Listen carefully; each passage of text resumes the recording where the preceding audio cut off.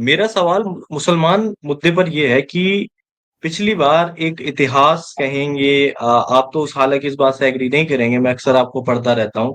असदुद्दीन ओवैसी की पार्टी बिहार जाती है, 20 सीटों पर चुनाव लड़ती है और 5 विधायक जीत करके आते हैं। और if I am not wrong, उनके गृह राज्य के अलावा ये पहली बार ऐसा देश में हो रहा था कि वो कोई कहीं पर वो 5 विधायक जिता करके ला रहे हैं। इस बार वो थोड़ा सेफ प्ले कर रहे हैं। जैसे कि दिल्ली में उन पे इल्जाम आ गया कि भाई ये हरवा दिया, ये जितवा दिया, तो उन्होंने गठबंधन वाली बॉल जो है तेजस्वी यादव के पास फेंक दी कि भाई तुम देखो। अब ये तो जग जाहिर है कि तेजस्वी यादव वो टैग तो अपने ऊपर लेने से रहे कि भाई एक सांप्रदायिक पार्टी को अपनी तरफ ले लिया करके, या मुसलमान वोटों का एक पेशकश कर दिया टोकरा सजा के, लीजिए हुए इसी साहब। अब अख्तरुल इमान जो विधायक भी हैं अमोल से और एमआईएम के प्रदेश अध्यक्ष, उनका कहना है कि हम 100 सीटों पे चुनाव लड़ेंगे। तो मुझे ये बताइए कि क्या ये किस तरफ से बैटिंग हो रही है, कितनी बैटिंग हो रही है, और ये बॉलिंग कौन कर रहा है 100 सीटों पर? देखिए, पॉलिटिकल पार्टी अगर है तो चुनाव लड़ना 100 सीट 50 सीट इसका अपना डिसीजन है। लेकिन एक बात मान के चलिए कि चुनाव लड़ने के लिए दो चीजें बड़ी अहम है। एक तो सपोर्ट बेस या सहानुभूति तो जो चलता ही है, उसके अलावा आपके पास संगठन और कितने संसाधन है आपके पास चुनाव लड़ने के लिए। अगर आप पॉलिटिकल किसी पार्टी से पूछे कि एक चुनावी रैली पे कितना खर्च आता है या 25,000 आदमियों को एक मैदान में खड़ा होकर जुटाने के लिए कितना पैसा खर्च होता है, गाड़ी लगता है, खाना है, लोगों को मोबिलाइज करना है, उन्हें उन्हें घर से निकाल के लाना है वहां तक, सारे दिन टेंट है, माइक है, हर चीज को फ्री में कोई चीज नहीं है। अगर आप एक सीट पे चुनाव लड़ रहे हैं तो आज की तारीख में मान के चलिए एज अ पॉलिटिकल पार्टी आप कितने भी कमजोर हैं, तो आपको उस चुनाव को लड़ने के लिए 40-50 लाख रुपए पार्टी के पास खर्च मिनिमम, और उतना ही कैंडिडेट का, मतलब 1 करोड़ से कम का विधायकी का चुनाव आप छोटे से छोटे राज्य में छोटी से छोटी सीट पर, जहां दिल्ली में भी 4x4 किलोमीटर की जहां कॉन्स्टिट्यूंसीज हो, वहां पर भी आप 1 करोड़ या 2 करोड़ में चुनाव की आप उम्मीद नहीं कर सकते। तो मसला ये है कि 100 सीटों पर चुनाव लड़ने के लिए आपके पास कम से कम 100 या 200 करोड़ रुपए का संसाधन होने चाहिए। अगर अख्तरुल ईमान की पार्टी ने इतना संसाधन जुटा लिया है तो वो 100 सीट क्या, फिर तो उन्हें 120 सीट लड़ जाना चाहिए।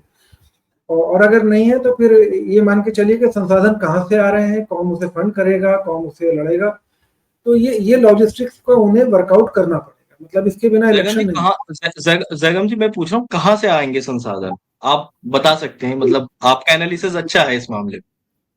देखिए, ये तो मान के चलिए कि कोई भी पॉलिटिकल पार्टी अपना चंदे का या जो उनका जो फाइनेंसिस का जो हिसाब किताब है उसमें इतनी ट्रांसपेरेंसी नहीं है कि कोई बताए कि संसाधन कहाँ से आ रहे हैं, कहाँ से आएंगे। स्पेकुलेशंस होते हैं, हर आदमी ये बताता है कि या तो भाई मायावती वाला एक फॉर्मेट है कि जहाँ जो जिसे टिकट आप दे रहे हैं उससे पैसा आप ले लीजिए, कि आप पार्टी अपना भी खर्च उठाइए और पार्टी का भी खर्च उठाइए।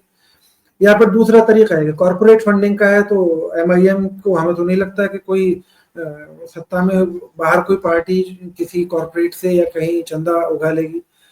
और तीसरा तरीका ये कि पॉलिटिकल पार्टी जो अलायंस में है या जो चाहती है कि सामने वाले को हराना है, जिताने वाला वो फंड करेगा।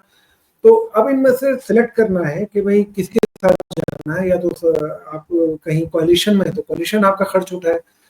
तो ये कह देना आसान है कि भाई आप हमारे साथ गठबंधन कर लीजिए। गठबंधन करने के लिए कोई भी पार्टी तभी राजी होगी जब आप ये कहेंगे कि भाई हम इतनी सीट पे चुनाव लड़ रहे हैं तो हमारे पास इसके लिए संसाधन है, हमारे पास कैंडिडेट है, हमारे पास ये घोड़ा है, ये गाड़ी है, ये हेलीकॉप्टर है, ये पैसा, ये हम खर्च करेंगे और इस पर पूरी ताकत से लड़ेंगे। और अगर आपके पास वो नहीं है तो आप कहते रहिए कि मैं 100 सीट पे चुनाव लड़ूंगा, तो फिर पॉलिटिकल ब्लैकमेलिंग है कि हम नहीं जीत रहे हैं और हमें मालूम है कि हम 1 या 2%, 2.5% वोट लाएंगे लेकिन आपको नहीं जीतने। ये सीधा सीधा एक पॉलिटिकल बार्गेनिंग होता है। तो या तो आप हमारी बात मान लीजिए, नहीं मान रहे तो आप फिर हम आपको जीने नहीं देंगे वाला टाइप। अब उसे आप सीट ले लीजिए। अच्छा, हो क्या रहा है? और ये मायावती का मैंने जिक्र किया, मायावती ने एक बड़ा मजेदार लोगों को, एक जो पॉलिटिकल पार्टीज है, छोटी पार्टीज, उन्हें फंड रेज करने का एक बहुत ही बढ़िया एवेन्यू दे दिया है कि एक तो अपने टिकट से आपका गठबंधन नहीं है तो आप अपने टिकट जैसे भी बिक जाए, लेकिन गठबंधन होने के बाद उनके टिकट की वैल्यू बढ़ जाती है। ये सभी अपने आप यूपी में देखा हमने कि यूपी में जब समाजवादी पार्टी के साथ गठबंधन था तो जिस टिकट के लिए कोई 2019 की बात कर रहे हैं? हाँ, जिस टिकट के लिए कोई दावेदार नहीं था उस टिकट के लिए 20 आदमी लाइन में भी लग के खड़े हो गए, कॉर्पोरेट्स भी आ गए, ये भी आ गया, वो भी आ गया। क्योंकि मसला क्या है कि पॉलिटिकल फंडिंग है, पॉलिटिकल जो पैसे का जो फ्लो है वो जाता है विनेबिलिटी की तरफ। भाई आप पे ठेकेदार पैसा लगाएगा, ये कोई कॉर्पोरेट पैसा लगाएगा, इस उम्मीद में लगाएगा आप चुनाव जीतेंगे या आप सत्ता में हिस्सेदार बनेंगे, भागीदार बनेंगे, उसमें हमारा हिस्सा आ जाएगा। तो ये बहुत सिंपल मैथमेटिक्स है। आपको ये वीडियो कैसा लगा, या अगर आपके दिमाग में कोई सवाल है तो कमेंट बॉक्स में जरूर बताइएगा। वीडियो पसंद आया तो लाइक शेयर करना ना भूलिएगा। आपने देशनामा को सब्सक्राइब और नोटिफिकेशन के लिए घंटी वाला बटन दबा ही दिया होगा। फिर मुलाकात होगी आपसे, तब तक के लिए नमस्कार।